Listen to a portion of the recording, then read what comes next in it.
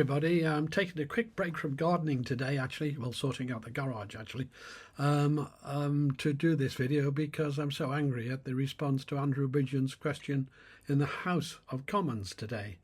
The Energy Minister did not answer him, but the question was about why we're locking in incredibly high prices in the contracts we're offering to wind. In offshore floating wind, we're offering 4 times the current high prices today and index linking it so that stays that way and committing you to 20 plus years at that price. But in every case, we're locking in much higher prices than what the wholesale price is today, and the wholesale price is still very high. I mean, this is madness on a grand scale. So when Andrew asked that question, you'll let you see the answer. I'm just disgusted. It's not an answer. It's a make-believe world. And this has to be dealt with. People have to start not supporting either party that give you this rubbish, and the two main parties do. I don't belong to any party, but, I do only advocate for parties that will stop net zero. And this is getting so bad now. But anyway, I want to give you an example of this idiot, and that's what he is, an idiot answer to a very good question. They can't answer the truth. They have to deceive you with meaningless tripe words. Anyway, I'll play the video now. Andrew Bridgen. Question 4, Mr. Speaker. Our pragmatic, proportionate and realistic approach to meeting net zero will capitalise on the opportunities of the low-carbon transition, creating jobs and investment across the UK. Andrew Bridgen.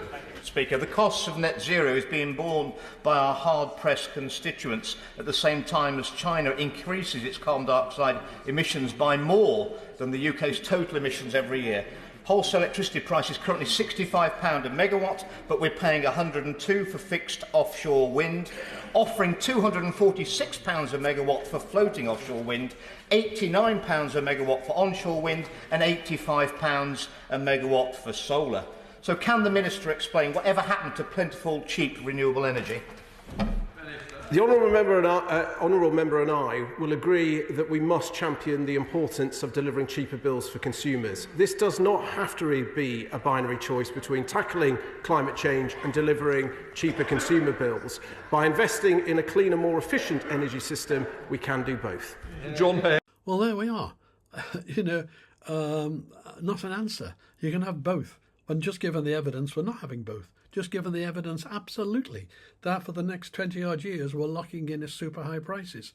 So I don't know how stupid this man is. Surely he can't be stupid, but he just ignores the facts. And when people do that, it's a cult. It's a religion. And anyone, by the way, who votes for any party that supports net zero, I promise you, you'll be paying the cost for decades to come, or your descendants will, your children will. So please don't support any party that supports net zero. It is total madness. Andrew pointed out that just the growth of CO2 output in China per year is bigger than our total output.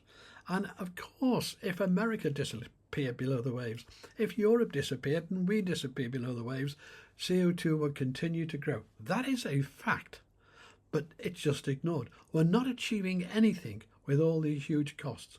Nothing is being changed. Even if they were right about the climate and the CO2 control knob, even if they were right, it wouldn't make any difference what we do. It would continue to grow.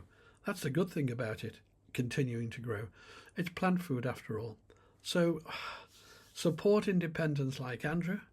I wish I could be in his constituency. I'd be there all the time. And support anyone who is beginning to expose this truth.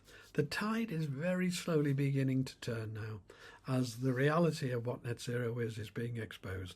But people like this minister who just point blank refuse to accept the facts in that question, they need to be got rid of.